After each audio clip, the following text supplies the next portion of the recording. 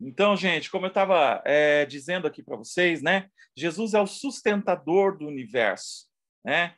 Então, ele apenas não apenas criou o universo, mas é aquele que sustenta todas as coisas pelo poder da sua palavra.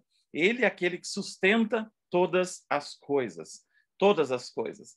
Então, nós vimos aqui, né? Estávamos aqui, então, no ponto 8, né? Falando sobre Jesus, que ele é o nosso sumo sacerdote. Lembrando mais uma vez aqui só que nós falamos nos primeiros encontros aí sobre o papel do sumo sacerdote, né? Sobre ele, uma vez por ano, entrar no Santo dos Santos, enfim, oferecer sacrifício, primeiramente por ele, por causa da sua imperfeição, porque ele era um homem falível, assim como nós, descendente de Adão, e por isso possuidor aí do DNA corrompido, né, por causa do pecado, enfim. Mas Jesus não. Jesus vem de outra linhagem, né? Jesus vem de outra linhagem. Então, o sacrifício de Jesus é muito incomparável. Ele tá acima do sacrifício de qualquer sacerdote humano, qualquer sacerdote humano. Então, Jesus ele era simultaneamente o sumo sacerdote e o sacrifício, né? Quando se ofereceu para a purificação dos pecados do seu povo. Sozinho ele foi crucificado, sangrou e morreu na cruz. E por esse fato fez a purificação dos nossos pecados. Então, a partir desse momento, a partir desse sacrifício perfeito que o nosso sumo sacerdote, que ele é o sumo sacerdote, mas ele também é o sacrifício. Depois desse sacrifício perfeito e agradável a Deus, os animais eles foram retirados, foram varridos do altar. Por quê? Porque Jesus ofereceu um único e eficaz sacrifício para nos remir e nos purificar. Então, a partir desse momento, a partir da entrega de Jesus ali na cruz, nós podemos entender o seguinte: olha, já não há mais agora, sabe, sangue de animais, enfim, nada que possa tirar realmente, sabe, essa suma importância do sangue de Jesus, que está muito acima, está muito além, mas muito além mesmo de todo o sangue de animais, enfim. Então, o sangue de Jesus que nos purifica de todo pecado. Ele é muito mais eficiente do que o sangue dos animais. Por quê, gente? Porque eu já expliquei isso também nos nossos primeiros encontros, mas o sangue de animais eu vou usar essa linguagem, tá? Mas era como se fosse uma permissão de Deus para que isso pudesse cobrir os pecados da humanidade. Mas o sangue de um animal, ele apenas cobria o pecado para que Deus tivesse misericórdia daquelas pessoas, mas ele não tinha o poder para tirar o pecado. Né? Vocês se lembram, mais uma vez eu digo isso, né? Vocês se lembram quando João Batista, ali no batismo de Jesus, ele olha para Jesus e ele aponta para Jesus e ele diz assim: eis aí o Cordeiro de Deus que tira o pecado do mundo. O sangue de Jesus ele foi muito mais eficiente do que qualquer sangue de animal, porque o sangue de Jesus não apenas cobriu o nosso pecado, mas o sangue de Jesus tirou o nosso pecado. Então, por isso, ele ofereceu a si mesmo e o seu sangue de uma forma eficaz, num sacrifício eficaz, né? Laubeck diz o seguinte: a morte de Jesus na cruz para o perdão dos nossos pecados é o auge, o alvo do seu envio à Terra, é a base do nosso relacionamento com Deus. Ninguém poderia encontrar perdão e paz, ninguém poderia tornar-se justo diante de Deus, chegar a Ele, se Jesus não tivesse morrido por nós. Sua morte na cruz do Gólgota é, por toda a eternidade, o evento central da história universal. Glória a Deus! Através do sacrifício de Jesus, através da entrega de Jesus na cruz do Calvário, através daquele sacrifício vivo e eficaz dele, ele nos ligou a Deus de novo, sabe? Ele fez com que nós pudéssemos ter esse acesso a Deus sem que a morte nos tomasse, sem que a ira de Deus caísse sobre nós, porque a ira de Deus caiu sobre Jesus. Então, o auge do propósito de Deus enviando Jesus à Terra se cumpriu ali na morte de Jesus, lá no Gólgota. Aleluia! Por isso, Jesus é incomparável, incomparável. Lembre-se, então, que nós estamos falando de que Hebreus ele vem mostrando a superioridade de Cristo, a superioridade de Jesus em relação a todo o sacerdócio do Antigo Testamento, tá bom? Ele vem mostrando como Jesus é superior, como Jesus é melhor, como essa aliança, né, a segunda aliança, ela é superior à primeira. E em nono lugar, Jesus é o rei que foi exaltado por Deus. Então a gente olha aí, você está com a Bíblia aberta aí, Hebreus no capítulo 1, ainda agora, né, terminando esse versículo 3, que no final do versículo 3, ele diz o seguinte: depois de ter feito a purificação dos pecados, como acabamos de dizer, sendo um sacrifício santo e perfeito a Deus, que agradou a Deus, depois de ele ter feito esse sacrifício, assentou-se à destra ou à direita da majestade nas alturas. Assentou-se à direita da majestade nas alturas. Então, depois que ele cumpriu o seu propósito, depois que ele cumpriu a sua missão aqui na terra, de vir e morrer por mim e morrer por você, Jesus, então, ele é o rei que foi exaltado, assentou-se com majestade ao lado do Senhor. Glória a Deus, Jesus é incomparável. Jesus é o profeta por quem Deus encerrou sua revelação. Lembra-se que nós falamos aqui também que o Velho Testamento ele estava incompleto. E quando a nova aliança vem, o Novo Testamento vem, é um encaixe que termina toda uma revelação. Então, Jesus é o profeta por quem Deus encerrou a sua revelação. Então, o Velho Testamento vem anunciando que o Messias viria e que o Messias viria para a salvação do seu povo e de todo aquele que nele crê. E quando Jesus vem, Jesus é o profeta, Jesus é a boca de Deus, Jesus vem revelando e trazendo e mostrando ali a profecia que encerra essa revelação. Jesus é o sumo sacerdote que ofereceu a si mesmo como um sacrifício perfeito. É o rei que está assentado realmente no trono. Jesus é o profeta por quem Deus, então, encerra essa revelação. Ele vem e se oferece como sacrifício perfeito. E aqui no versículo 3, então, de Hebreus, no finalzinho do versículo 3, ele mostra para nós, o autor de Hebreus mostra para nós que ele, Jesus, é o Rei glorioso, que está assentado à destra, isso é, à mão direita de Deus, de onde ele governa a sua igreja, as nações, da onde ele governa o próprio universo, da onde ele sustenta todo esse universo, como nós estávamos falando aqui no início, e de onde ele vai voltar, de onde ele vai voltar.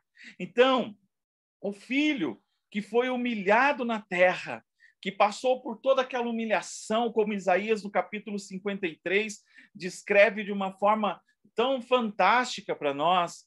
Ele foi humilhado na terra, agora depois de ter feito todo esse sacrifício, ele é entronizado no céu. O que é entronizar? Entronizar é colocar sobre o trono. Então, Jesus está à destra de Deus na majestade, a majestade de Deus no céu. Aquele que morreu, ressuscitou, e aquele que ressuscitou foi elevado às alturas e glorificado. Aleluia! Como é tão glorioso o nosso Redentor. Aleluia! Wiley diz para nós o seguinte: convém que se entenda que a exaltação e a autoridade de Cristo foram concedidas a ele como recompensa por sua humilhação.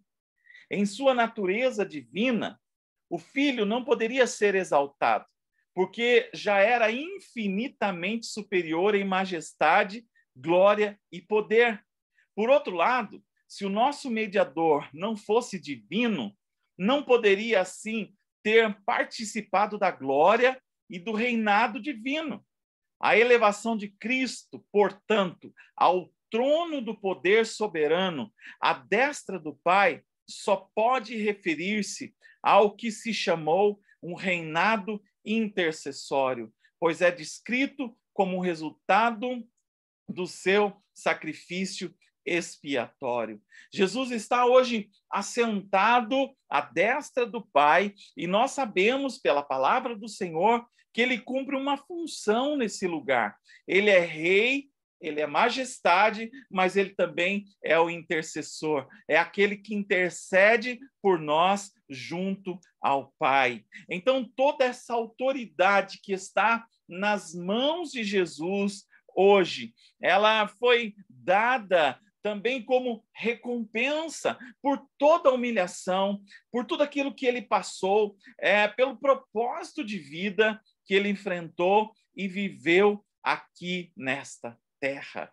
Amém? Então, nós, aí, versículo 1, 2 e 3, não é? Nós já vimos aí minuciosamente cada um desses versículos. Agora, nós vamos aí para o versículo 4, onde o autor da carta aos Hebreus vem falando para nós sobre a superioridade do Filho em relação aos anjos. E mais uma vez dizendo para você que era muito importante para o autor de Hebreus estar escrevendo sobre isso, porque lembra quando nós falamos dos nossos primeiros encontros, que os anjos, assim como os profetas, os sacerdotes, enfim, e os líderes, eles eram tidos em alta conta, em altíssima conta. Então, quando se falava de um anjo, a cultura hebraica, né, olhava para os anjos realmente como um ser iluminadíssimo, como alguém de uma autoridade, como alguém de poder. Então, por isso que o autor da carta aos Hebreus vem falando, e ele toca nesse assunto porque é importante para o contexto cultural do povo judeu. Então, ele vem falando sobre essa superioridade de Jesus em relação aos anjos. Então, vamos lá para Hebreus, né? 1, do 4 ao 14, que diz assim: feito, falando de Jesus, né? Feito tanto mais excelente que os anjos, quanto herdou mais excelente nome do que eles. Por quê? A qual dos anjos disse jamais: tu és o meu filho, hoje te gerei? E outra vez eu lhe serei por pai, e ele me será por filho?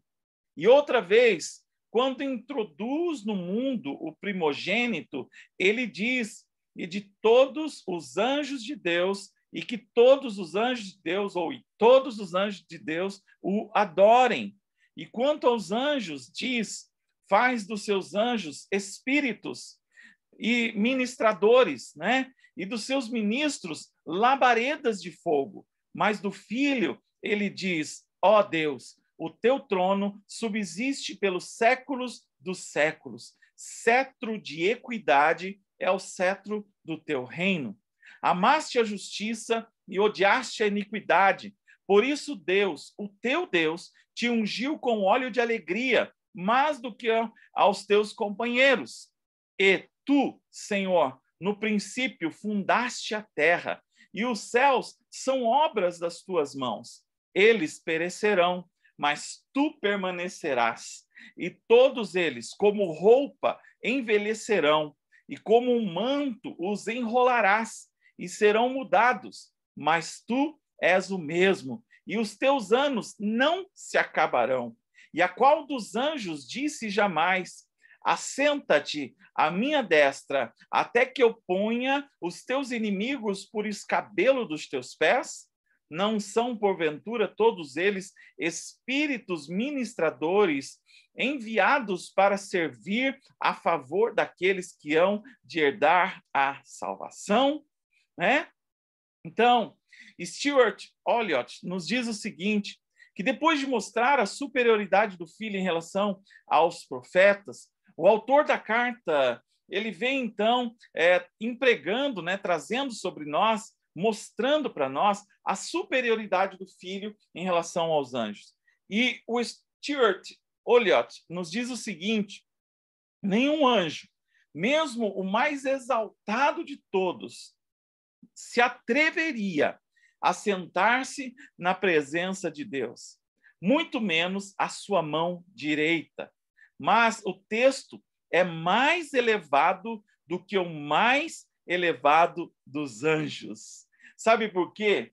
Nós lemos aqui também, acho que no encontro passado, sobre quando Isaías ele fala da visão que ele teve dos serafins com as asas, e eles cobriam o rosto diante da majestade de Deus, né? Então você imagina o resplendor da glória de Deus, como nós falamos também no encontro passado, sobre o poder que emana do ser que criou todas as coisas com o poder da sua palavra. Nenhum anjo, por mais exaltado, por mais iluminado, por mais forte que ele seja, se atreveria a sentar-se na presença de Deus. Nunca.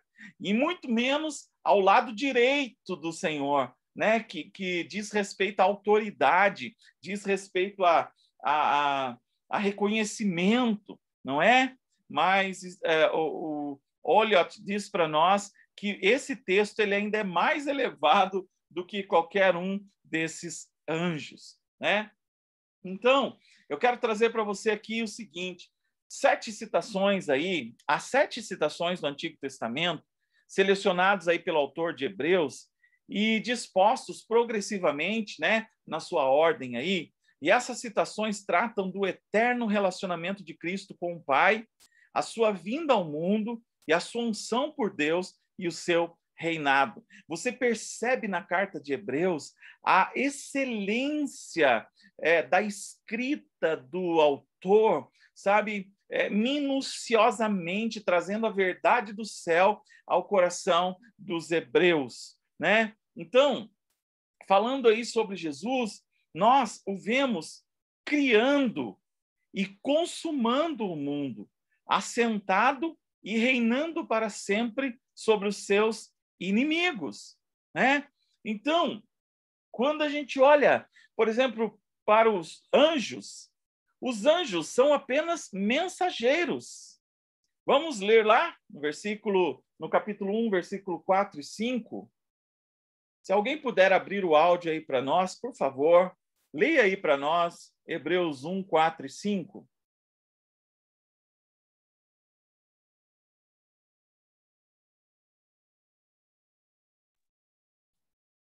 Amém? Isso. Tendo-se tornado tão superior aos anjos, quanto herdou mais excelente nome do que eles. Pois a qual dos anjos disse jamais: Tu és meu filho, e hoje te gerei?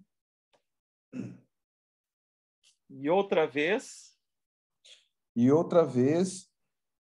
eu lhe serei pai, e ele me será filho. o meu filho, né? Então, olha que coisa tão maravilhosa. Obrigado, filho.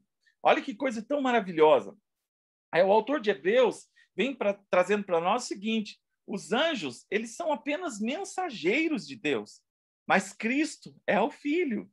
Em nenhum outro lugar, Deus vem declarando sobre um anjo, né? Seja ele qual anjo for, ou mesmo Gabriel, e né, alguns aí que a Bíblia fala, né? A nenhum deles é dado tanta ênfase e trazendo ali realmente os adjetivos. Nenhum deles Deus chama de filho, mas quando ele fala de Jesus, ele fala que ele é o Filho.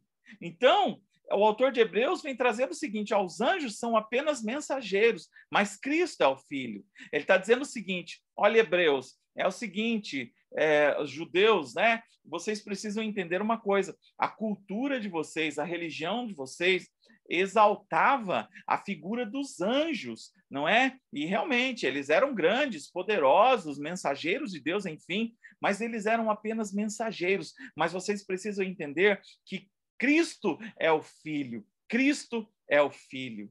Então, a gente vai aí para o versículo 6. Ô, Gu, se você puder abrir aí, filho, seu áudio, leia o versículo 6 para nós, por favor.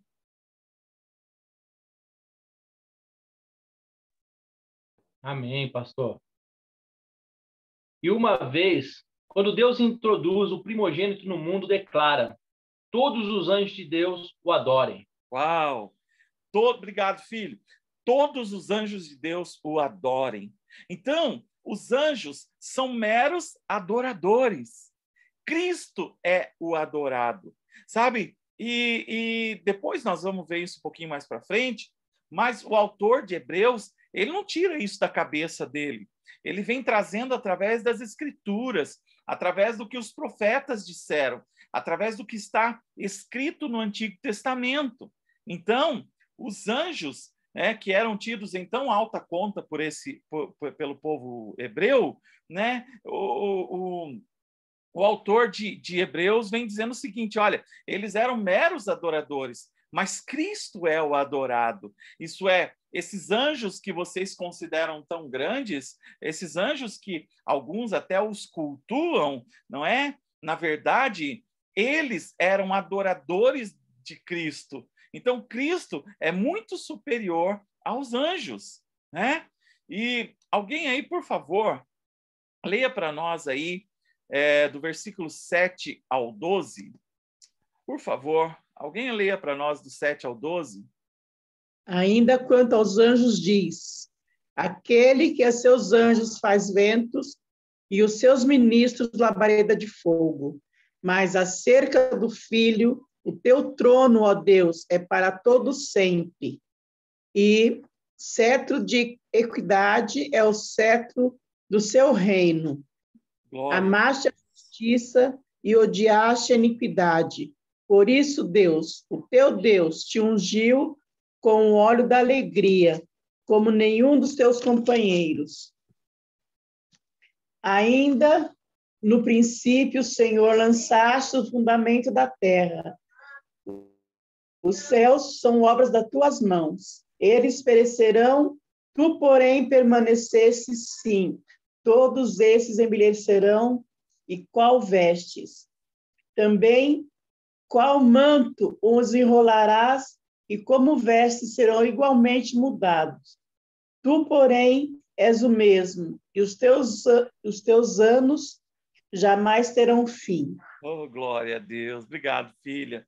Uau, gente, olha que expressão maravilhosa. Glória a Deus.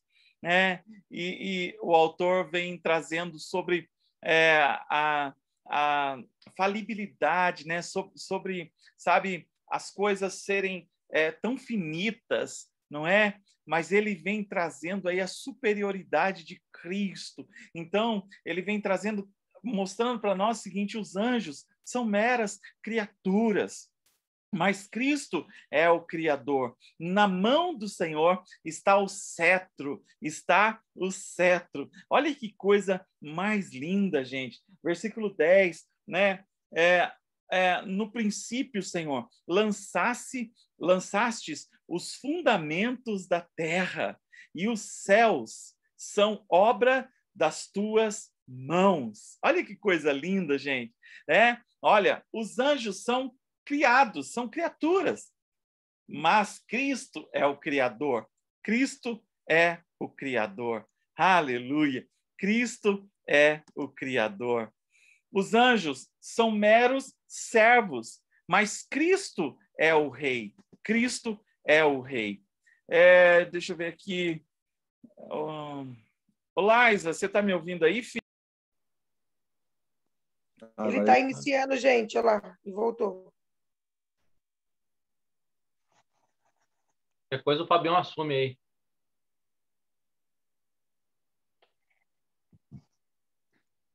Né, Fábio? Qualquer coisa você assume aí.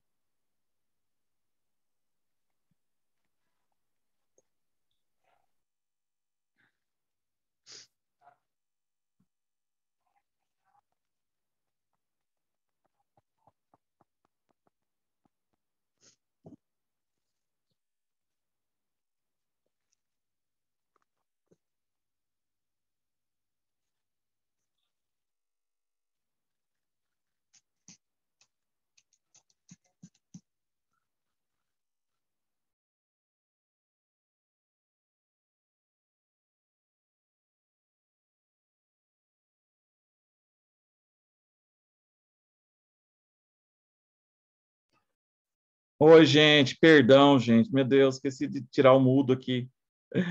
Laisa, você está me ouvindo, filha?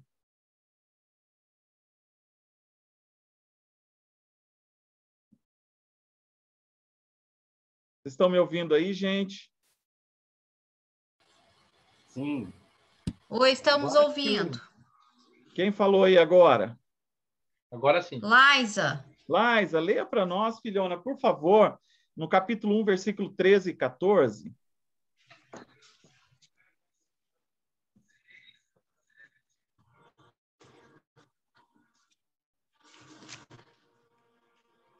Um 13, 14, né? Isso, filha. A qual dos anjos Deus alguma vez disse: senta-te à minha direita até que eu faça dos teus inimigos um estrado para os teus pés. Os anjos não são todos eles espíritos ministradores enviados para servir aqueles que hão de herdar a salvação? Obrigado, filha. Então, Deu para entender? Deu sim, filha. Tranquilo. Tranquilo. Obrigado. Queridos, então o autor de Hebreus, ele vem mostrando aí que os anjos, eles servem, né? A Laisa leu aí, olha o versículo 14, né? Que diz o seguinte: não são todos eles, estava falando aqui dos anjos, não é? Não são todos eles espíritos ministradores enviados para serviço a favor dos que hão de herdar a salvação, né? Mas ele vem trazendo o quê? Os anjos são meros servos, mas Cristo é o Rei. Cristo é o Rei. Então, os anjos servem a Cristo. Os anjos servem a Cristo. Glória a Deus. E agora nós vamos aí, o Filho tem um nome superior. O Filho tem um nome superior. Os anjos são mensageiros de Deus e foram poderosamente usados por ele como seus arautos, né? Os anjos foram arautos tanto no começo do ministério de Jesus, como na sua tentação no deserto. Enfim, gente, no final do ministério de Jesus, também na agonia dele, lá no Getsemane, enfim, a gente vê a atuação dos anjos em diversas partes da Bíblia, em diversos locais. A Bíblia vem nos falando sobre a atuação de anjos. Mas esses anjos, na verdade, eles são mensageiros de Deus. E embora eles tenham sido usados assim, ou são usados, não é? Poderosamente pelo Senhor, não é? Nós vemos que Jesus, ele tem um nome que é superior aos dos anjos, né? A Laisa leu isso aí para nós, né? Mas os anjos jamais passarão de mensageiros. Esse é o significado do seu nome, Anjos significam mensageiros, não é? E a essência da função deles também. Cristo, porém, tem um nome superior aos mais exaltados anjos. Ele é muito mais do que um mensageiro. Ele é o Filho de Deus. Ele é o Filho de Deus. Aleluia, aleluia. O nome de Jesus está acima de todo e qualquer nome. O nome de Jesus está acima de todo e qualquer nome, né? Glória a Deus por isso. Olha no versículo 5, gente. Pois a qual dos anjos disse jamais, tu és o meu filho, hoje te gerei, e outra vez eu lhe serei pai, e ele me será filho, né? A qual dos anjos ele disse isso? Não, a nenhum deles, mas a Jesus, ao nome de Jesus, aleluia, toda a autoridade foi dada, toda a autoridade foi dada. Glória a Deus, glória a Deus. E nós vemos aí no versículo 6, vai lá para o versículo 6, diz assim, e novamente, ao introduzir o primogênito no mundo, diz, e todos os anjos de Deus o adorem, e todos os anjos de Deus o adorem. Isso significa que o Filho, ele tem uma dignidade maior, uma dignidade que é superior à dignidade dos anjos. As palavras desse versículo podem referir-se somente ao Cristo glorificado, voltando ao mundo que redimiu e do qual chamou muitos filhos para a glória. Nesse contexto, o escritor de Hebreus, ele enfatiza mais uma vez a superioridade de Cristo sobre os anjos, pois estes foram mensageiros de Deus, e Cristo é o Filho de Deus. Os anjos são adoradores, e Cristo é aquele a quem eles adoram. Vamos lá para o versículo 7. Versículo 7. Ainda, quanto aos anjos, diz, aquele que aos seus anjos faz ventos, e aos seus ministros labaredas de fogo. Ele está dizendo, vamos ler de novo, versículo 7. Ainda, quanto aos anjos, diz, aquele que aos seus anjos faz ventos e aos seus ministros labaredas de fogo. Então, ele estava falando aqui sobre a natureza dos anjos, não é? Mas depois nós vamos ver aí que o Filho, Jesus, ele tem uma natureza que é superior aos anjos, né? Tendo falado ao advento glorioso, né, da vinda do Filho, o escritor de Hebreus mostra a majestade do seu reino. E Hebreus vem citando aí, como eu disse para vocês, né, o Salmo 104, conhecido aí como o oratório da criação, né? E lá no Salmo 104, no versículo 4, que diz isso, fazes aos teus anjos ventos e aos teus ministros labaredas de fogo. O propósito do texto aí, na verdade, gente, não é discutir a natureza dos anjos, mas como eu falei para vocês, o autor de Hebreus, ele tem uma função de exaltar a pessoa de Jesus Cristo em relação às outras pessoas ou aos outros seres que ele vai comparando, né? Então, o propósito não é criar uma discussão acerca da natureza dos anjos, mas exaltar a soberania do Filho de Deus e o ministério dos anjos que está em sujeição a ele.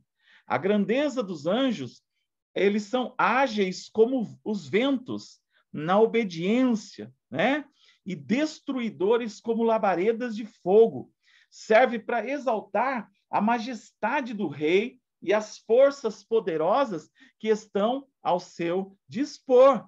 Em outras palavras, está dizendo aí, né, o autor de Hebreus vem trazendo esse versículo do Salmo 104, que vem dizendo que os anjos, eles têm, sabe, uma agilidade, eles têm algo de um vento muito rápido, né? E esses mesmos anjos são como que labaredas de fogo, mostrando aí a natureza dos anjos, o quanto eles são poderosos. Mas aí o autor de Hebreus vem dizendo que, mesmo sendo tão poderosos, mesmo sendo tão ágeis, mesmo talvez tendo poder tão destruidor como uma labareda de fogo, eles são sujeitos a Cristo, eles adoram a Cristo. Então, o autor de Hebreus está dizendo o seguinte: se os anjos são superiores, se os anjos são bons, se os anjos são tão poderosos, eles se curvam diante da majestade de Jesus, imagina o poder de Jesus. Isso significa que todos os poderes estão sujeitos a Jesus, que todos os poderes se dobram a Jesus, que todos os poderes do universo, do céu, da terra, de todos os lugares, se prostram diante do nosso Jesus. Diante do nosso Jesus, todo joelho se dobra e toda língua confessa que ele é o Senhor. Então, toda a natureza dos anjos, toda a glória dos anjos, só vem mostrar uma coisa para nós: exalta a majestade do Rei dos Reis, do Senhor dos Senhores. Mostra as forças poderosas que estão à disposição de Jesus, gente. Glória a Deus, o nosso Jesus, ele é superior a tudo. O nosso Jesus, ele está acima de tudo. Ele é o nosso general, ele é o nosso general. Agora, eu quero que você imagine comigo aqui, imagine Jesus assentado no trono no céu, como nós lemos aqui nesses primeiros versículos de Hebreus, no capítulo 1. Você imagina o trono do Senhor ali rodeado por anjos, arcanjos, querubins, serafins, enfim, aí toda a hierarquia de seres criados no céu, como esses mensageiros. Você imagina Jesus glorioso, assentado sobre o trono, e esses anjos poderosos se prostrando diante da glória de Jesus. Gente, isso é fantástico demais, sabe por quê? Porque a Bíblia diz para mim, a Bíblia diz para você, que Deus pegou desses tesouros infindáveis e Ele colocou em vasos de barro, que sou eu e você, a glória da majestade de Jesus. Aleluia! É por isso que quem conhece a Jesus verdadeiramente, sabe, não tem problema em se prostrar, em se render diante da grandeza dele, porque até os mais altos poderes dos céus, de anjos poderosos, se prostram e declaram a sua glória, e Deus pegou toda essa glória e colocou dentro de mim e dentro de você. Serezinhos tão falíveis, seres tão pequenos, seres tão ínfimos, mas Deus nos amou ao ponto de revelar a glória dele através de Jesus em nós. Sabe o que isso quer dizer essa noite? Você tem um poder, você carrega um poder dentro de você, ao qual os anjos se prostram, não diante de nós, mas diante do poder que está em mim, diante do poder que está em você, que é o poder de Jesus Cristo. Que coisa tão maravilhosa! Aleluia! O Filho tem uma natureza superior. Aleluia! Os anjos adoram o Filho porque reconhecem que ele é totalmente diferente deles e muito superior em natureza. Os anjos são servos que se tornam ventos e chamas de fogo para atenderem o seu propósito. Mas o Filho, ele é o Deus eterno. Jesus é o Deus eterno. E os anjos reconhecem essa autoridade. Os anjos reconhecem essa natureza. Os anjos reconhecem esse poder. Vocês se lembram Eu preguei alguns dias atrás sobre isso, sobre Melquisedeque. Vocês se lembram quando Melquisedeque ele vem de encontro a Abraão, quando Abraão está voltando de uma guerra contra os reis que invadiram Sodoma e Gomorra e levaram Ló com eles, não é? E levaram tudo o que Ló e a sua família possuíram e levaram eles também como escravos. E quando Abraão vai lá, guerreia, toma tudo de volta, e quando ele vem voltando, ele encontra com essa figura de Melquisedeque, que até eu falei que essa é uma teofania, não é? Que é uma aparição de Jesus ali, eu creio muito nisso, né? E Hebreus, depois nós vamos estudar sobre isso, uma coisa maravilhosa, que fala que o sacerdote de Jesus o sacerdócio de Jesus é segundo a ordem de Melquisedeque, então nós vamos entender um pouquinho isso mais para frente.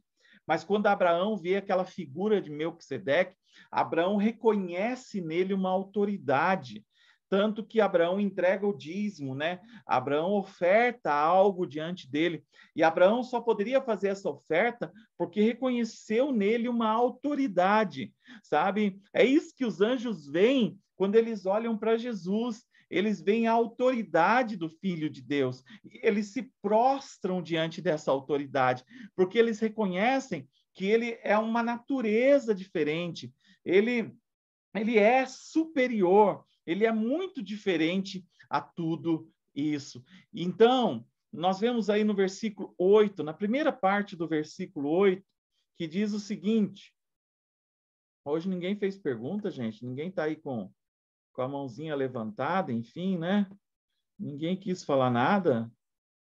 Está todo mundo muito quietinho hoje, hein? Né? Então, aí no capítulo 1, versículo 8, na primeira parte, diz assim,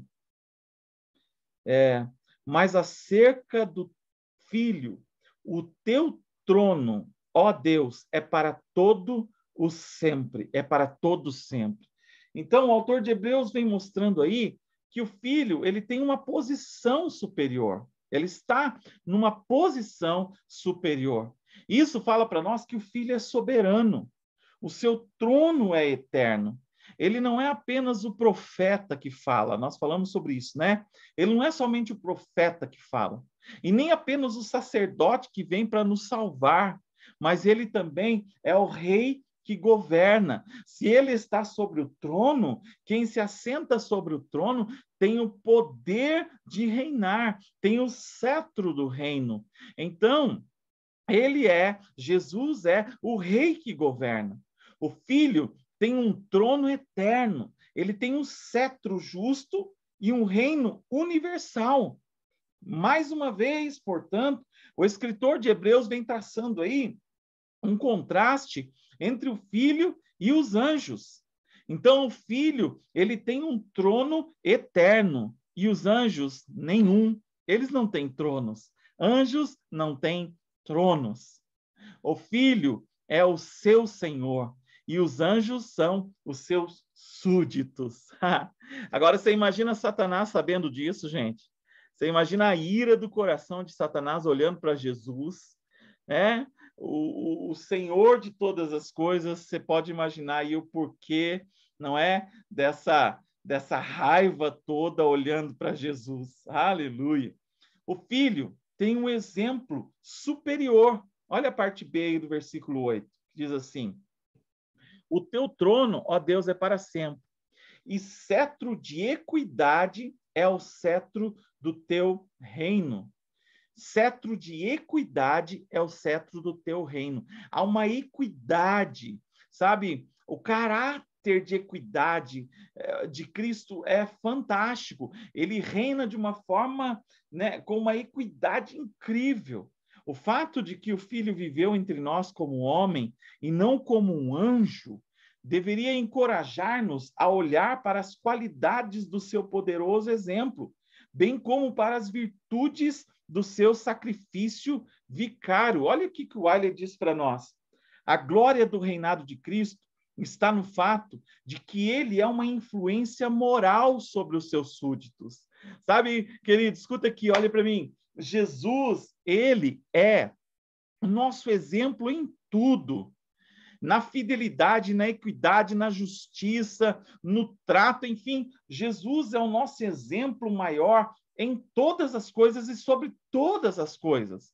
Então, a glória do reinado de Cristo está no fato de que ele é uma influência moral sobre os seus súditos, né? Ele é a nossa referência, toda a referência moral que nós temos é Cristo.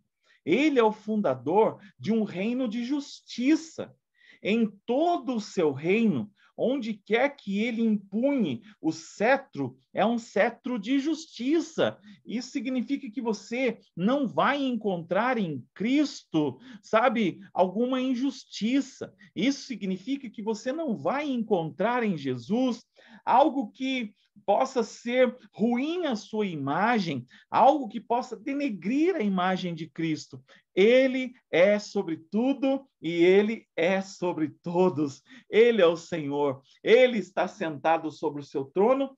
E quando fala sobre trono, está falando de reinado. Ele está com o cetro na mão. E o cetro significa autoridade. Só que esse trono, apesar da sua grandeza, apesar do seu poder, apesar de poder fazer o que ele quiser, ele tem uma equidade. Ele olha para mim e ele olha para você com um olhar de equidade, com um olhar de justiça. Aleluia! Esse é o nosso Jesus. Esse é o nosso Jesus. Aleluia! Aleluia!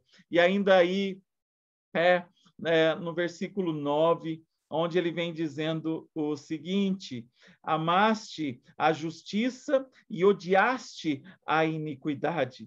Por isso, Deus, o teu Deus, te ungiu com óleo de alegria, como a nenhum dos teus companheiros. O autor de Hebreus, então, vem falando sobre Cristo aí como o primeiro rei eterno. A gente viu isso aqui no versículo 8. Depois, ele vem trazendo Jesus como rei de justiça. E agora, ele vem apresentando para nós Jesus como o rei ungido com óleo de alegria. Ungido com óleo de alegria. Aleluia! Então, nós vemos aí em Isaías, no capítulo 61, versículo 3, que Cristo, ele não foi ungido somente com óleo da alegria, acima dos seus companheiros. Ele foi ungido também para dar o óleo de alegria em lugar de pranto. Aleluia! Vamos ler lá, gente? Abra a palavra do Senhor aí, em Isaías, no capítulo 61. Vá lá para Isaías, capítulo 61. Vamos ler o versículo 3. Isaías 61, 3. Diz assim... Vamos ler aí, na verdade, vamos ler a partir do versículo 1 de Isaías. Isso aqui é tão poderoso, gente. Se lembra que Isaías está falando aqui centenas de anos antes de Jesus vir, tá bom? E olha o que ele diz no capítulo 61.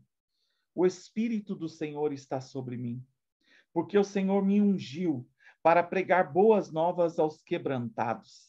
Enviou-me a curar os quebrantados de coração e a proclamar libertação aos cativos e a pôr em liberdade os algemados. E a pregoar o ano aceitável do Senhor e o dia da vingança do nosso Deus e a consolar todos os que choram. Agora olha o versículo 3. Aleluia! Hebreus vem dizendo para nós que Cristo foi o rei ungido com óleo de alegria. E olha a revelação que Deus nos traz através de Isaías aqui, nesse capítulo 61, versículo 3. E a pôr sobre os que estão em Sião e estão de luto. E a pôr sobre os que estão em Sião, estão de luto, uma coroa em vez de cinzas, óleo de alegria em vez de pranto, vestes de louvor em vez de espírito angustiado, a fim de que se chamem carvalhos de justiça, plantados pelo Senhor para a sua Glória! Glória a Deus, queridos. Esse óleo que Jesus foi ungido, o óleo de alegria que Hebreus, no capítulo 1, está trazendo para nós, dizendo para nós aí no versículo 9, Jesus foi ungido com esse óleo da alegria como rei, mas ele não foi ungido só para ele não foi ungido só para ter isso para ele, mas sabe, ele vem dizendo para nós, aqui em Isaías, no capítulo 61, que esse óleo da alegria veio sobre as nossas vidas, que o sacrifício de Cristo na cruz do Calvário, nos religando a Deus, trouxe sobre nós. Rabanei andai. Eu quero que você fique com isso, com essa palavra no seu coração esta noite. É isso que está sobre mim e sobre você. Deus, Jesus, Deus colocou o óleo de alegria sobre Jesus, para que Jesus derramasse sobre nós, para colocar em nós, a todos aqueles que estavam de luto, uma coroa ao invés de cinzas. Você sabe que quando os hebreus eles estavam de luto, quando eles estavam enlutecidos, quando eles estavam tristes, eles colocavam cinzas sobre a sua cabeça, não é? E Isaías vem falando que Jesus, ele veio para remover as cinzas da cabeça e tirar cinzas e colocar uma coroa. Gente, aleluia! Escute o que eu vou dizer para você. A gente coloca coroa em quem? Em quem nós colocamos coroa? A gente coroa rei.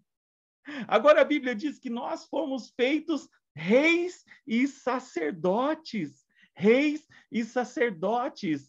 Isaías está dizendo aqui que Jesus, que aqui está falando sobre Jesus, ele colocaria sobre aqueles que estavam de luto. E estavam de luto por quê? Porque estavam separados do seu amado, estavam separados do seu Senhor, estavam perdidos na escuridão, estavam com cinza na sua cabeça, de tristeza e de luto. Mas então Jesus, ele vem e com esse óleo de alegria que Deus ungiu, o mesmo óleo, ele derrama sobre a minha cabeça e sobre a sua cabeça. Então ele remove as cinzas e ele coloca uma coroa sobre a nossa cabeça. E ele vem falando o seguinte, que ele vem trazendo um óleo de alegria em vez de pranto. E ele vem trazendo vestes de louvor ao invés de um espírito angustiado. Ele está dizendo aqui que nós vamos ser revestidos por dentro. Em vez de ter angústia, nós vamos ter canções de alegria, nós vamos ter momentos de muita alegria, a fim de que se chamem carvalhos de justiça, plantados pelo Senhor para a sua glória. Aleluia! Glória a Deus! Eu e você fomos feitos justiça de Deus em Cristo Jesus, ungidos com esse óleo da alegria. Fala aí, Gu, isso não é tremendo demais para a nossa vida? Aleluia! Deus, né, pastor? Que tremendo, né? Glória a Deus! E essa Isaías, quando Jesus ele está na sinagoga, né, pastor? Lá em Lucas, capítulo 4, versículo 21, eu posso ler aqui? Claro. Ele cita essa profecia de Isaías que o senhor acabou de ler, e ele fala assim, então ele começou a pregar-lhes, hoje se cumpriu a escritura que acabais de ouvir.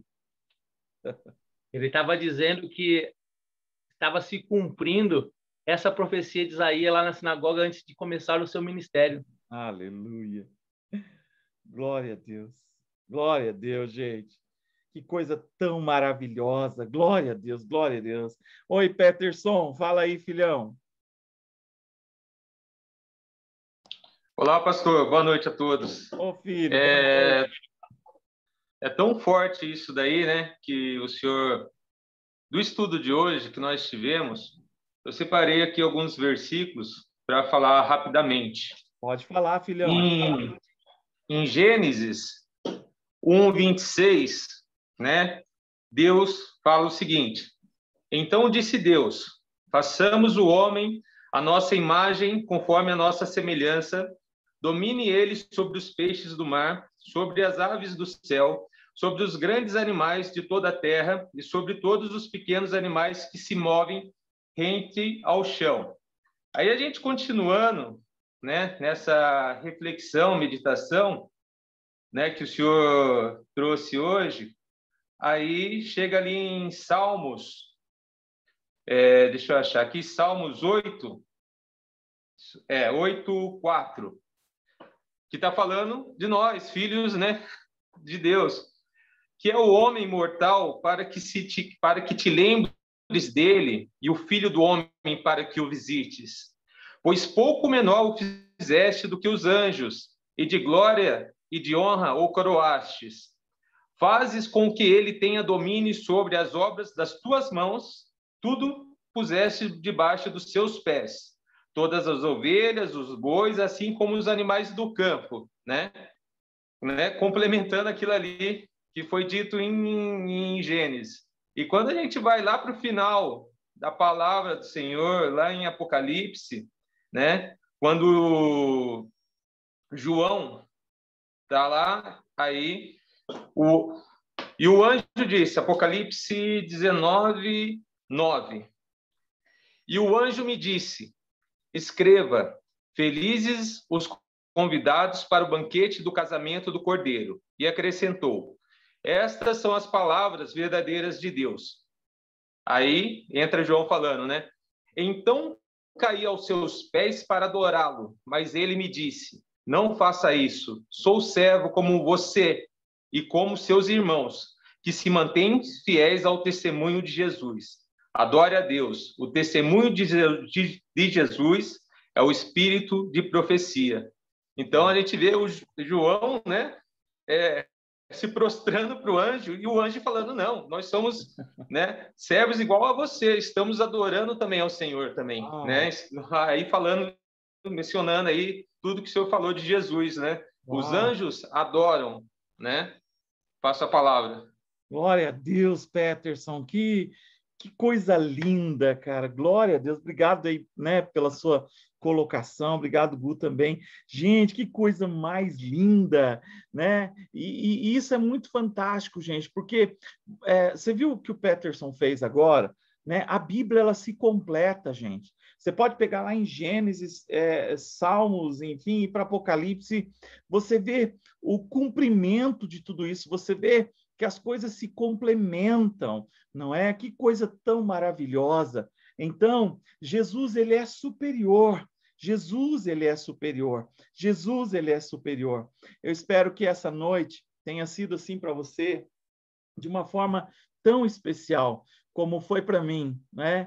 E, sabe, eu não sei você, mas o meu espírito se exulta quando eu começo a falar e começo, sabe, a receber de Jesus, e Deus vai nos dando, o Senhor vai nos dando, sabe, o privilégio de ver a glória de Deus, mesmo que, lógico, por espírito, a gente sente isso tão forte, pulando dentro de nós. Isso é fantástico demais, gente. Isso é fantástico demais. Glória a Deus, gente. Glória a Deus, glória a Deus. Mais alguém quer colocar alguma coisa aí? Um de cada vez, por favor. Mais alguém? Não? Glória a Deus. Eu quero que hoje, em nome de Jesus, sabe, você possa orar. E você pode, sabe, colocar a tua vida diante do Senhor hoje. E, sabe, gente, tudo que a gente precisa é da revelação de quem Ele é. Tudo que a gente precisa é da revelação de quem Ele é. Sabe por quê? Porque uma vez que você olha para Jesus, jamais você vai conseguir olhar para outra paixão na sua vida da mesma forma. Sabe, quando essa glória que os anjos veem, ela é revelada a você. Sabe quando nós cantamos aquela música que diz quem já pisou no Santo dos Santos em outro lugar não sabe viver? Sabe quando a gente canta isso, sabe? Isso é uma verdade, porque quem já olhou nos olhos de Jesus, quem já esteve nesse lugar de glória, jamais vai encontrar algo semelhante, algo semelhante. E é tão maravilhoso, sabe por quê? Porque a natureza de Cristo não é como a natureza corrompida do homem. O homem, quando ele fala sobre reinado, sobre liderança, ele fala de subjugamento, de subjugar. Mas Cristo não. Tudo que Cristo vem ensinando para nós, ele falava assim, olha, aquele que quiser ser o maior no reino dos céus é aquele que vai servir, é aquele que serve. E a Bíblia diz que Jesus não usurpou, ele não tomou a glória para ele, ele não quis ser maior que Deus. Ele se humilhou como servo, sabe? E hoje, quando a gente olha para Jesus, a Bíblia diz que nós temos um sumo sacerdote que se compadece de nós porque ele sabe o que é sofrimento. Então, quando Jesus olha para nós, você pode olhar no olhar de Jesus essa noite e ver a humildade. Você pode... É algo tão incrível, porque você cai diante da glória dele, mas, ao mesmo tempo, a humildade que sai dele enche os seus olhos e o seu coração. E a minha oração essa noite é para que esse espírito de revelação venha sobre você. Quero que você sonhe essa noite com a glória de Jesus sobre a sua vida. E eu quero que você sonhe essa noite, sabe, sobre os anjos adorando ao Senhor, em nome de Jesus. Vamos orar? Pai, eu quero te agradecer essa noite pela revelação que o autor de Hebreus trouxe ao nosso coração essa noite. Jesus, eu sei que tudo isso que o autor de Hebreus está trazendo para os hebreus ali, não é só para eles, é para nós também. Eu quero pedir, meu Deus, que essa revelação, ela não fique apenas no âmbito do conhecimento, mas que ela se torne rema para a nossa vida, que ela se torne revelada para a nossa vida. Pai, eu quero te pedir isso essa noite. Nos atrai a Jesus. Espírito Santo nos atrai a Jesus. Espírito Santo nos leve a Jesus. Espírito Santo revele Jesus ao nosso coração. Espírito Santo, que nós não estejamos propensos a correr atrás de outros deuses e nem de coisas falíveis desse mundo, mas que a gente possa ter uma revelação plena de quem é Jesus, que ele é superior aos anjos, que ele é superior a tudo aquilo que é adorado nesse mundo, que ele é superior à fama, que ele é superior ao dinheiro, que ele é superior a qualquer cargo, a qualquer autoridade. Jesus é superior a tudo isso. E eu quero te pedir isso, Espírito Santo, essa noite. Revela isso ao meu coração, revela isso ao coração dos meus irmãos que estão participando conosco aqui agora. Que os céus se abram em revelação sobre a vida de cada um dos teus filhos e das tuas filhas. Em nome de Jesus, em nome de Jesus, em nome de Jesus, em nome de Jesus. Que Deus te abençoe, querido. Que essa revelação enche o teu coração e os teus olhos essa noite, em nome de Jesus, em nome de Jesus, em nome de Jesus.